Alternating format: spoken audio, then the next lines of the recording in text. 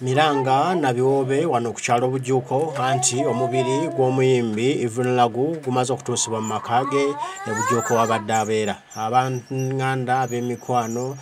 buli omu akuŋŋaanye okulaba nga akungubagira mukwano gwa banja ono Evelyn Love.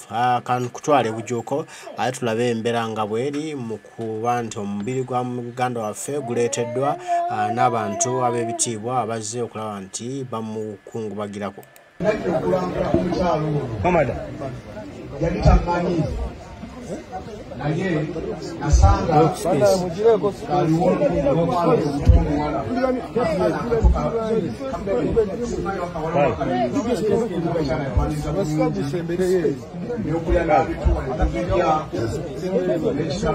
abatuuze balambudde omukyalo ono baluyajja wano akatonda bamujjembula bweseera naye kitalo nnyo ddala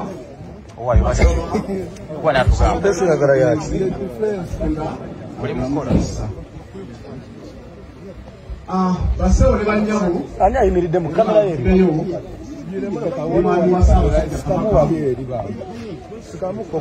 yakwasa eddobero lino mulamulirako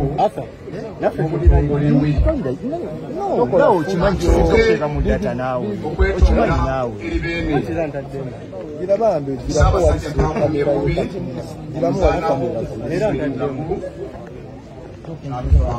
Sinaza fesi nazo kamera alirabayo abagambye tasabye bubi ogira kamera ziri ebi situka obadde kyale bagozole yakyo bamagozi sikuzole ya nebuza bubuza era abantu abagendosula wano basaba nti weekuume bulungi situite erikulukulu era omuntu asobola okukwata ku kintu ky'omuntu manya nti wano wooyo kiki kikyamu wandyese bumuludde mpolampola n'ogenda gyewamanyirira okukwatira mu nsawo z'abannammwe naye si wano olwaleero singa onaakwatibwako kanakuddiikibwa naye simanyi nti n'otuuma omuntu ojja sobola okukwatako nga tonnakwatibwako ebalinyesomo emisi Commanders in the defense. Era defense wabadde ayogerera ne mukwano gwaffe mukwano gw'abangi n'abanga atuuse olwekyo mu ngeri ey'enjawulo odeera mukwano gwaffe nga tukusibwa waleero mujja kukkiriza kabonero ak'okulaga respect nga tulesiivinga mukwano gwaffe tujja kuba nga tuyimirirako era mukadde waffe ali mu byuma alina obuyimba bwe bwe yateeseteese obujja okuba nga bukubwa mpolampola tekitugaana okwaniriza mukwano gwaffe nga okusinziira ku luyimba oluba luliko engalo ezajjwajja mpolampola engeri ey'ekitiibwa anaaba nga ajja twagala okwebaza mukwano gwaffe Queen Florence ali ku kakiiko akateekateeka enteekateeka eno twagala okwebaza mukwano gwaffe Sophie Gombya nga bali ku lukiiko luno okuteekateeka ensonga eno twagala okwebaza mukwano gwaffe Farida Ndaus be bali mu kakiiko akateekateeka omukolo guno mwebali nnyo mwebalire ddala twagala okwebaza bakadde baffe aba Funeral Service abatukoledde ku mukolo guno mwebali nnyo mwebalire ddala era bw'oba otunudde bwoti olabira ddala nga ekitiibwa Evelyn Lagu ekimusangira kyafuneko akabne kano nga tumulisiivinga wano mu maka ge bayitawo nalubugu ekyalo kino kitanalubugo mwebale nnyo mwebale ddala twagala okwebaza olukiiko olukulembera ekitundu kino mwebale nnyo okusenza mukwano gwaffe twafuna information nga Evelyn Lagu actually yakitugamba wano twalya wano emmere empitirivu twasiiba naye natugamba mukyanga jja wano Evelyn Lagu tagendangako mu katale kugula ttooki naye ng'amatofu gabadde gajja wano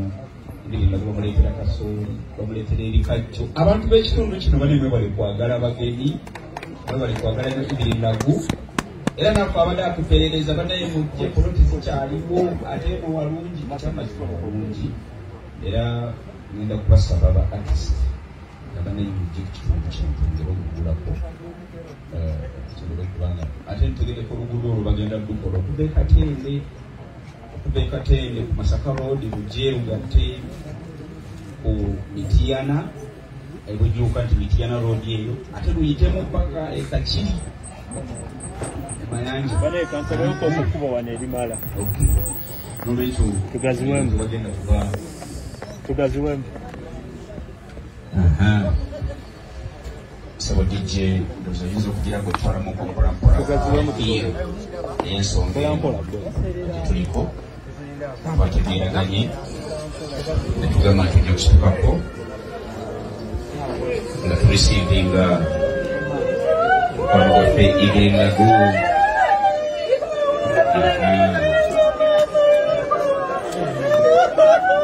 mu kiseera kino mukwano gwaffe Ibirinagu atuusiddwa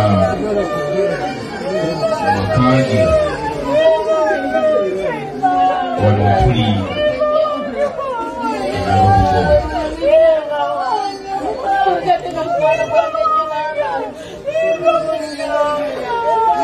ekifaananyi kyenyiza okuwa ngaomuli Miranga yakwazirana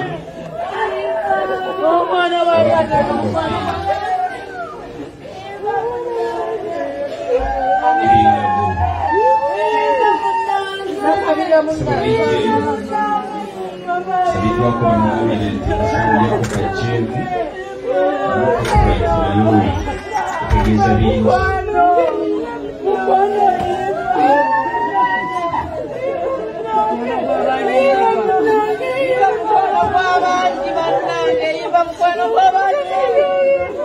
basaba ne banyabo ntegeezeddwako olukiiko Festus ne famiri obadde okukkiriziganya okw'enjawulo nti okugenda kubikkulwa olw'ensonga ezitagenda kwogera naye olukiiko ne famiri tugenda kubanga kikolebwa olwekyo twagala kusaba bakadde baffe bagenda okulembera ekitambiro kya misa kubanga tandikamu ekikatono nnyo okuva kati tusobole okusabira mukwano gwaffe Ibirinagu yatuvudde mu maaso olunaku olwaleero twagala okubaza buli alina kyakola era era kyakoze okukozesa obulamu bwa mukwano gwaffe naye omukama bwati nabanga asazeewo ebbanga lyamugerera okubeera ku nsi n'ebbanga lyaweddeko olunaku olwaleero kitalo nnyo ddala ekya Ibirinagu Even Love muganda waffe obulamu obw'ensi yabwabulidde naye olutalo alulwanye Ibrin ebbanga libadde ddene nga mulwadde ndowooza emyaka gyabadde gigenda kukola myaka 5 ng'ekirwadde kimusumbuwa naye afubye okulwana okulaba nti ate atuusizza olwaleero tebaza ne Mukama Katonda asobodde omuwa akadde omuwayo akaseera ako kamaze nga mulwadde naye Mukama ng'akyamukuumya akyamutuwadde alina mukozesa ebyenjawulo Love Ibirinagu Even Love gonna mannya ge abadde wanjawulo nnyo era ensi terimwerabira egenda kusigala ng'emujjukira olw'ebyo by'azzaakola abadde munnakatemba muyimbi ate nga alina omutima ogwa golodi omutima ogwa zaabu buli omu amutendereza olw'omutima gwe omulungi ogwabadde alina tugenda kukusibwa nnyo Even Love Mukama yakutuwa ate era akututte bagamba inna lillahi wa inna ilaihi raji'un. Naye tukusabira Omukama Katonda akuumuze mirembe, even love, byonna byakusobako Omukama abikusaasire, byonna byokoze Omukama abisiime, ate akuumuliza awo okumpi naye waawumulira kitaffe watuula, ewali omuddo omuto otuzze otuweweevu, obeere ddala wali kitaffe, kubanga obadde wanjawulo Eve, obadde wa muwendo mu nsi wano yonna. Buli muntu abadde akutenda olw'embeera zo gy'obadde okolamu emirimu, ate n'omukwano gwabadde olina eri bannayuganda, gwabadde olina eri bannansi, gwabadde olina eri bannakatemba, abayimbi banno, bannayuganda bonna. Tukusabira ekiwummulo eky'emirembe, Omukama Katonda byonna bw'obaawo ekyasoba akutaase akusonyiwe, evuwummula mirembe, kitalo nnyo, kitalo ddala.